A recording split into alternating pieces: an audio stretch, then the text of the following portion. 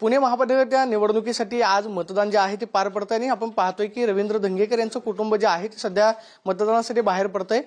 स्वतः रवींद्र धंगेकर यांच्या पत्नी आणि चिरंजीव दोघेही महापालिका निवडणुकीच्या रिंगणामध्ये आहेत। आपण पाहतोय की घरी औक्षण करून हे सगळे आता मतदानावर बाहेर पडतायत। औक्षण केलं जातंय, विजयाचा विश्वास आहे? नाही, विजय तर हा शिवसेनेचा आहे आणि माननीय एकनाथ शिंदे साहेबांनी जे महाराष्ट्रामध्ये मुख्यमंत्री असताना आणि उपमुख्यमंत्री आता असताना जी त्यांनी काम केले ते काम जनतेच्या हिताचं काम केलं।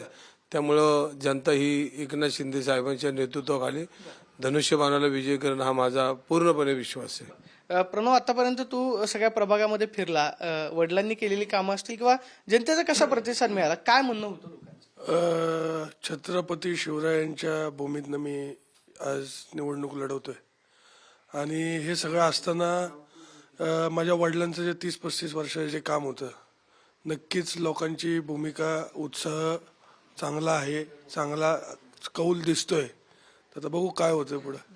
म्हणजे खात्री आहे जवळपास खात्री आहे, सगळीकडे सगळं दिसतंय, आता बघू काय होतं। आता मामांची जर आपण प्रतिमा पाहिली तर जिथं काही गोष्टी घडतात तिथं जातात किंवा अन्याय होतो तिथं रवींद्र धंगेकर पुढे असतात, अशी एक सामान्यांची प्रतिक्रिया आहे। लोक ज्यावेळेस दारावरती जायचे त्यावेळेस काय लोकांची प्रतिक्रिया? जेव्हा लोकांच्या दारावर जायचो तेव्हा जे प्रेम मला माझ्या वडिलांकडनं किंवा माझ्या यांच्याकडनं भेटलं नाही, ते प्रेम लोकांनी मला दिले आणि डोक्यावरनं मायेचा हात फिरून त्यांनी कौल दिलाय।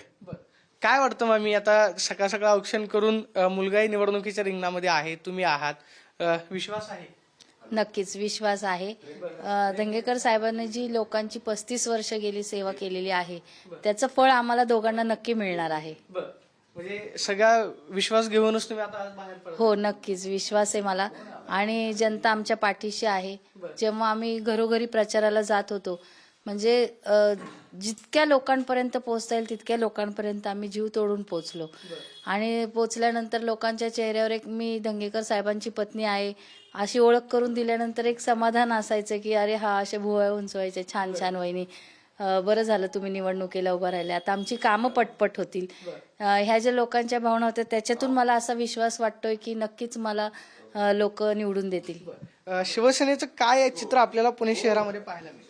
नाही, शिवसेना पुणे शहरामध्ये ताकदीने लढते। एकनाथ शिंदे साहेबांनी स्वतः वेळ दिला, ताकद दिली, मार्गदर्शन केलं आणि शिवसेनेची भूमिका एकदम प्रचंड पुण्याच्या हितासाठी काम करताना दिसेल आणि उद्या तर एकनाथ शिंदेला पुणेकर एकदम चांगली भेट देतील।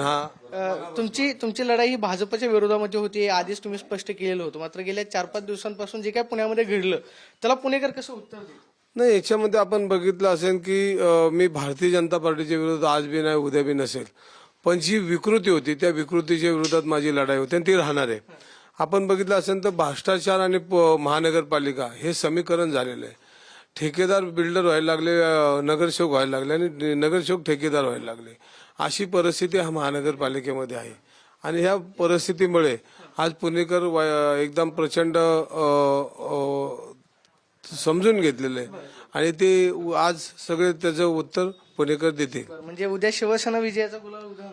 शिवसेना ही पुणेकर चांगली भेट एकनाथ शिंदे साहेबांना देतील आणि शिवसेना रुजली म्हणजे इतक्या दिवस लढली पण आज रुजली आणि आज रुजली तर भविष्यामध्ये शिवसेना तुम्हाला पुण्यात एका चांगल्या ताकदीने उभी राहताना दिसेल।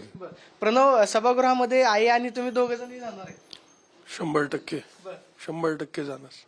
आपण पाहतोय की हे सगळं धंगेकर यांचं कुटुंब जे आहे ते मतदानासाठी बाहेर पडतंय। स्वतः त्यांच्या पत्नी असतील किंवा चिरंजीव हे दोघेही महापालिका निवडणुकीच्या रिंगणामध्ये आहेत आणि आपण पाहतोय की धंगेकर परिवारानं विजयाचा विश्वास जो आहे तो व्यक्त केला आपल्याला पाहायला मिळतो। कॅमेरा पर्सन अभिजित पिसेसोनी, प्रदीप कापसे, TV9 मराठी, पुणे।